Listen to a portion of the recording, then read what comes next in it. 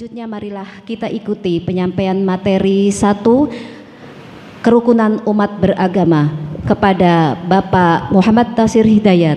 Disilahkan. Bismillahirrahmanirrahim.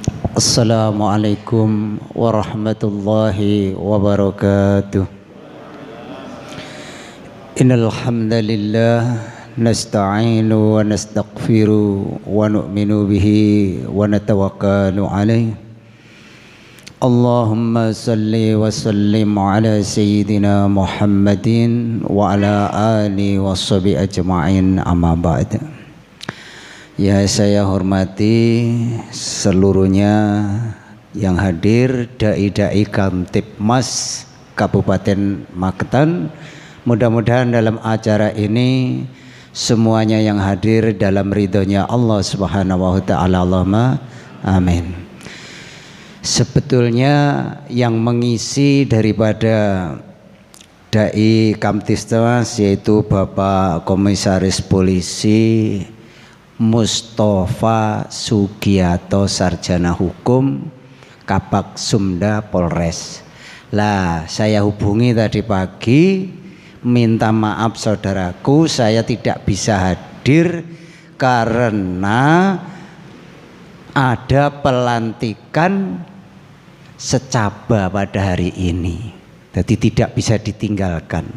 Sebenarnya sudah saya paksa untuk hadir, tapi dengan minta maaf kepada Bapak Ibu sekalian bahwa saya mewakili minta maaf yang sebesar-besarnya karena tidak bisa menghadiri acara pada hari ini. Kemudian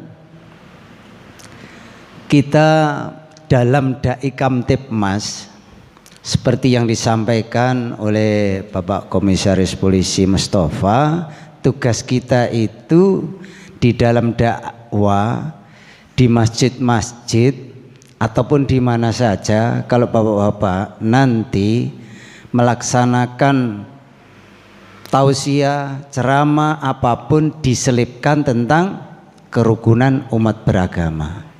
Jadi apapun yang namanya agama di Indonesia ini, sering dikatakan oleh para guru-guru, Indonesia itu kalau tidak berwarna-warni agamanya dan tidak rukun, itu bukan Indonesia. Jadi apapun agamanya, entah itu Islam, entah itu Kristen, entah itu Hindu, kita saling menghormati, menyayangi dalam segala hal.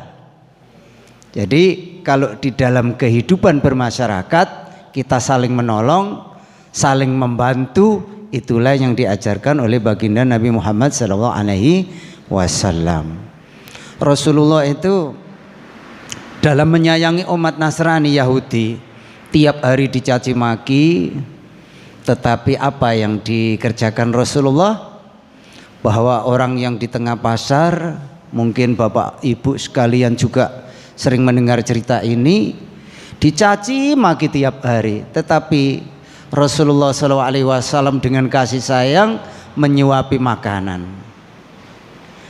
Maka Abu Bakar radhiyallahu an ketika bertanya kepada anaknya, apa yang diamalkan Rasulullah tiap harinya yang bisa membuat kita ini menjadi orang-orang yang diridhoi oleh Allah. Maka Umar ini dikasih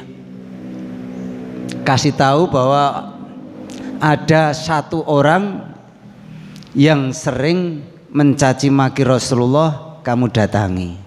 Maka Umar datang di situ, betul tiap hari mencaci maki Rasulullah, Muhammad itu orang gila, jangan dipercaya ucapannya dan lain sebagainya. Itu yang diucapkan oleh orang Yahudi ini. Ketika itu kemudian Rasulullah ini tidak datang untuk menyuapi. Kemudian Rasulullah mewakilkan kepada Umar tadi, maka disuapilah si orang tua yang buta ini. Ini siapa? yang tiap hari menyuapi nenek. Oh bukan, biasanya nggak seperti ini. Kalau Rasul itu kan lembut begitu, tapi Umar ini kasar, sehingga Umar ini mengatakan bahwa orang yang menyuapi tiap hari panjenengan itu adalah Muhammad yang panjenengan caci maki itu. Maka menangis sejadi-jadinya orang tua ini, menangis menyesal sehingga bersyahadat asyhadu alla ilaha illallah asyhadu anna Muhammad rasul, masuk Islam. Itulah dakwah kita, itu tidak usah dengan menggebu-gebu untuk memaksa orang, tetapi dengan perilaku kita, dengan kelembutan hati kita, maka orang itu akan mengikuti jejak kita. Benar apa enggak ini Pak? Nah itulah yang dilaksanakan oleh baginda Rasulullah SAW dalam berdakwah. Tidak seperti sekarang, beda sedikit kafir, beda sedikit musyrik. Ini adalah orang-orang yang tanpa guru, tanpa meniru ajaran baginda Rasulullah SAW. Maka dengan adanya sifat-sifat pribadi Rasulullah ini harus kita tiru. Jangan sampai dakwah kita ini menyakiti hati orang yang mendengarkan. Tapi setiap apa yang kita sampaikan, apa yang kita dakwakan, orang yang mendengar itu sejuk hatinya, bukan malah menjadi perpecahan. Dakwah kita harus bagaimana umat Islam ini bersatu. Ini sekarang di zaman akhir ini beda sedikit, Masya Allah, sangat luar biasa, sehingga kita ini untuk menyatukan umat ini sangat sulit. Bahkan ada Rasulullah menyampaikan di dalam,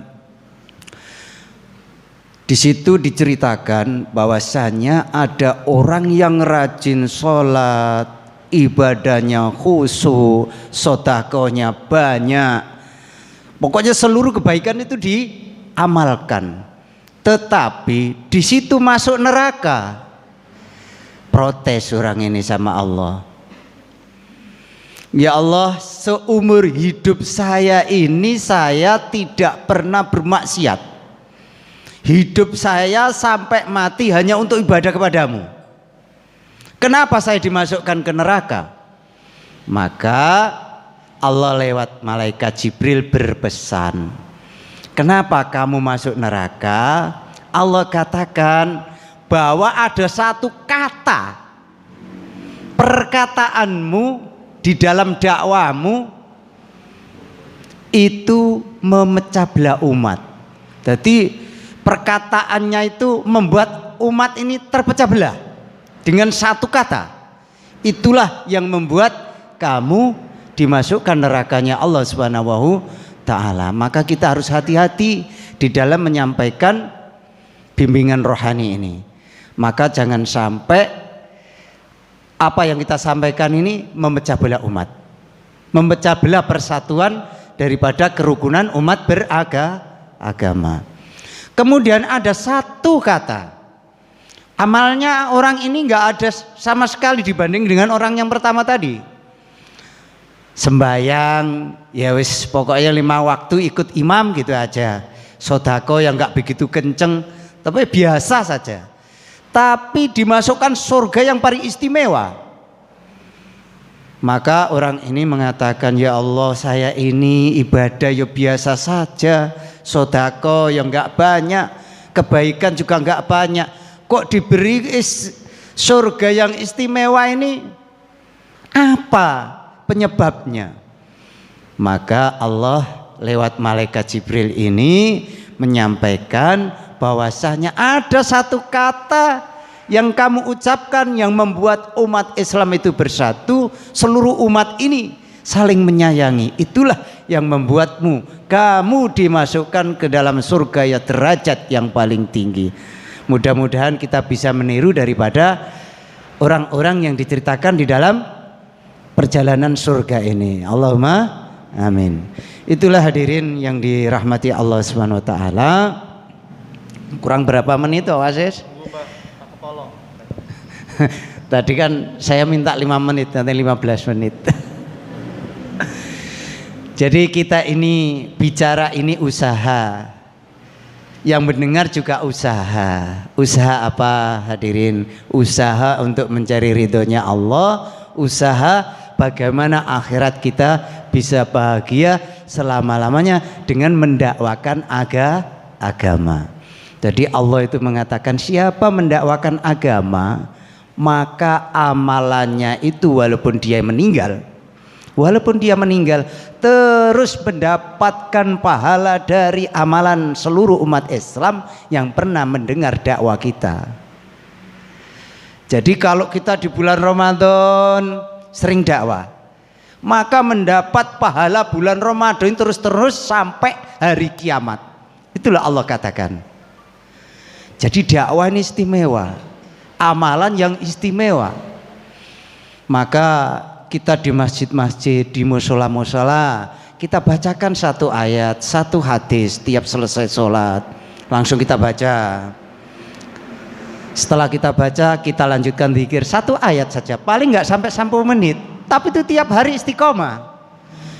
Maka ini saya lakukan di masjid saya selama 5 tahun tidak ada yang sholat. Sekarang subuh penuh sampai di luar, Bu. Bapak sekalian. Kenapa? Karena dakwah terus kita lantunkan.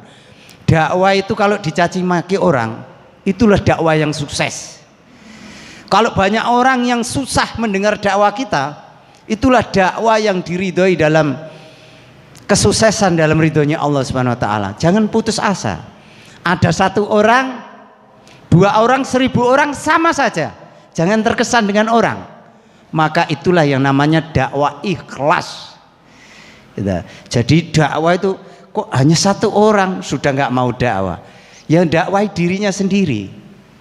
Tapi lama kelamaan nanti Allah akan buka. Dengan dakwah itu warga kita yang mendengar dakwah-dakwah kita akan menjadi baik.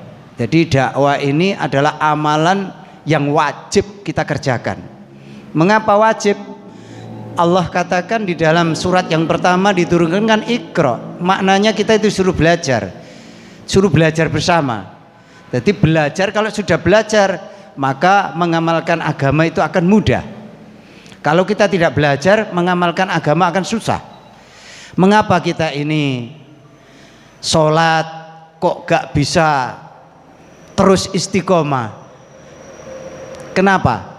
Karena sifatnya sholat ini terus menerus. Kalau sholat itu 1 hari saja seumur hidup, mungkin banyak orang yang datang ke masjid. Karena sholat ini sampai mati, maka banyak orang-orang yang tidak bisa menjalankan. Karena apa? Karena tidak senang dengan ilmu, tidak senang dengan dakwah. Kalau kita sudah senang dengan ilmu, dengan dakwah, dengan otomatis kita akan dijaga dan ditolong oleh Allah bisa mengamalkan agama ini dengan sebaik-baiknya. Maka ketika ada suara azan dikumandangkan, kita tinggalkan seluruh aktivitas. Maka setiap langkah menggugurkan dosa.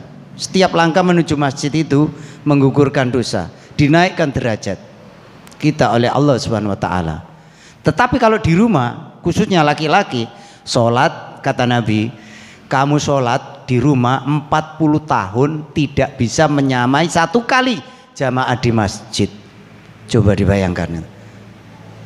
Jadi 1 kali di masjid dengan 40 tahun sholat di rumah tepat waktu dan tidak pernah longgar, 1 kali saja tidak bisa menyamai.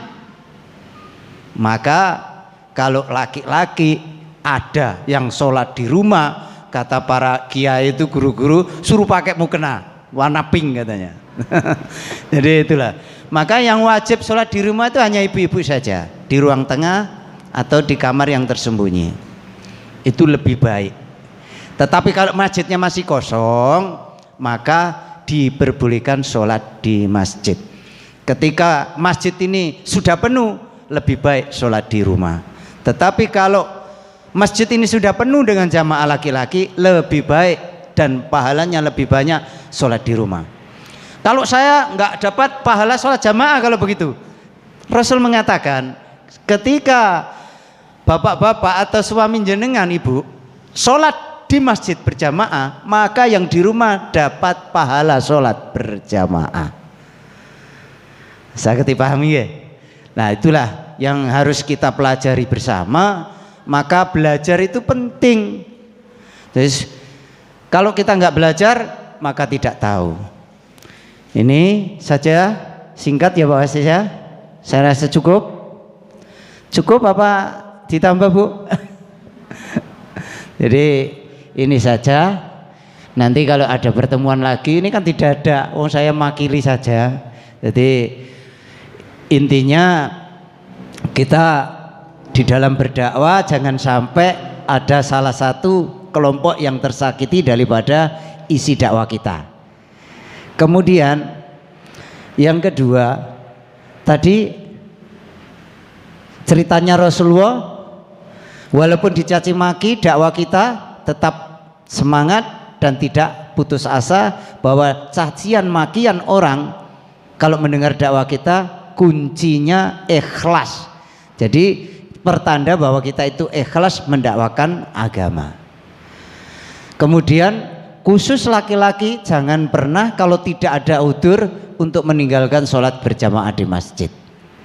Itu saja yang dapat saya sampaikan. Mudah-mudahan manfaat. Kurang lebihnya mohon maaf. Wabillahi taufiq wal hidayah. Wassalamualaikum warahmatullahi wabarakatuh.